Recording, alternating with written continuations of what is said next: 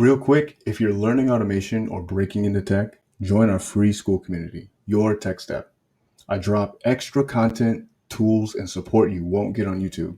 It's free for now while we grow, so hop in while you can. Links in the description. All right, so today we're diving into automating Trello's login page. So let's go to Trello and we'll go to their login page. Okay, so first thing we want to do here, let me zoom in if you're on your cell phone. Let's inspect and take a look at. So if we were to log in, we need to enter text into this email field, and then we need to click this continue button. So let's inspect these two fields. Zoom in a bit.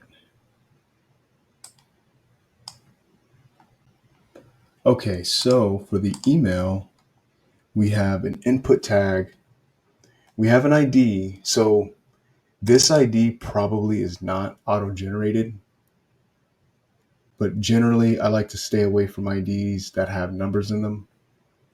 So if it looks, for lack of a better term, smooth, then we can go with it. This probably is not going to change, but let's keep looking to see if there's other selector types that we can use or other attributes that we can use.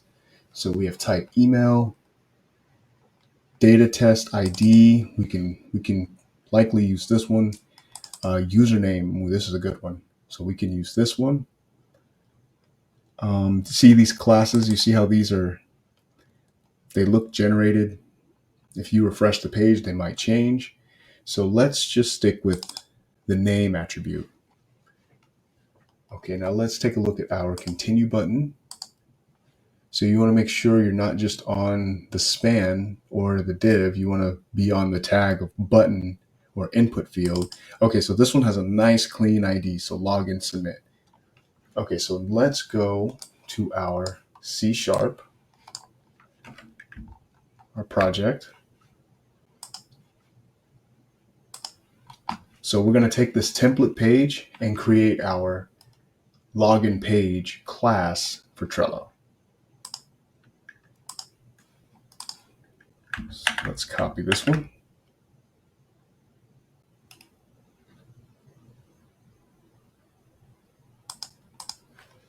And we'll name this Trello login page. Class names have to be unique.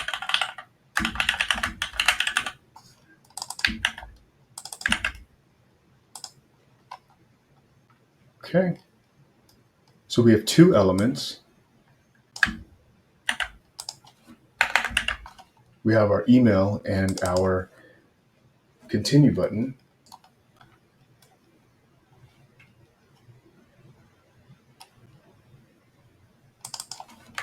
So we'll change this to email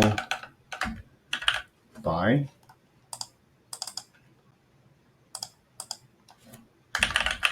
email input by, and we'll use that here. And then we'll change this to email element. Now we want to create a XPath for this. We could just do, so okay, there's several ways to go about this. We could just do by name. So let's just do by name. But sometimes you'll need to use an XPath. So this, okay, let's zoom in a bit so you guys can see. Okay, so what we can do is we can grab this username here. See if I can remove that icon. There we go. So we're going to grab the name attribute, the value of name attribute, which is username. Okay, and then we are going to paste that in here.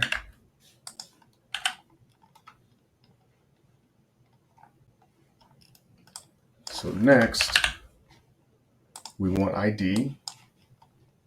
So we want the login submit ID from the continue button. So we can highlight this. and we can use login submit. So let's put that between these double quotes, and we will name this continue button by. We'll move that into the driver.find element, and then this will be continue button element. Okay, and so we'll change this method name to be login, and it's going to take a string of email for the username. We're going to wait until the email input by is available, and then we are going to send keys to the email input by. So now we need to say email element send keys, and it's going to be our string of email. So then finally, we need to wait and click our continue button. So we will wait until visible for the continue button, and then we will click the continue button. We'll do click, dot click. Oh, excuse me, it should be continue button element. There we go. Okay. So this is our this is our page. What we're going to do is we're going to build the test next. So let's go to our example test, and we'll copy this class. In fact, let me go ahead and change this. This is now the text step. So let me copy this class, and we'll call it Trello login test.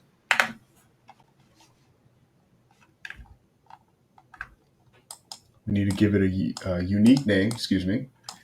So Trello login test.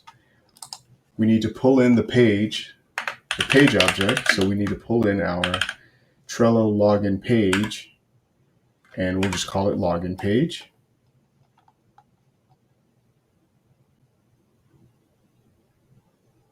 Okay, so we could do that to make it nullable, but I'll just leave that for now. That will just fix that green squiggly line.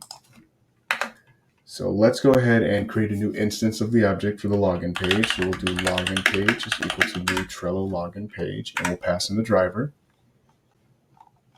So now this is going to be our URL, the Trello login URL, which let's go back to Trello. And then let's copy this link address, from the login page. So now I'm going to paste that in here. And we're going to use, here, let's use login page navigation URL. This utilizes the navigation method on the base page that the Trello login page is inheriting from, so we have access to its methods. Okay, so next, let's go ahead and add our method. So, well, first, let's give an email for our users to sign into. So, fake Trello sign in at yourtechstep.com. Okay, so we'll do login page dot login, and we'll pass in our email. And so this login is the method that's defined on our Trello login page. So this method here. So see, it has one reference on the test. Okay. So let's add a temporary thread.sleep just to see how the test runs. Okay. And let's give this this method, and let's give it a meaningful name. So Trello login test. Okay, you don't want to name this method the same as the class. So we'll say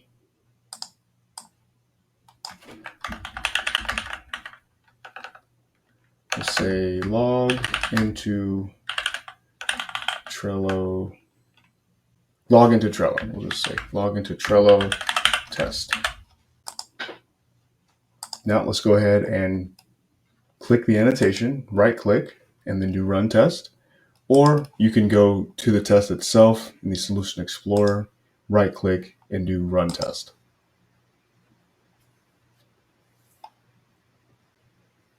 So let's give that a moment to build.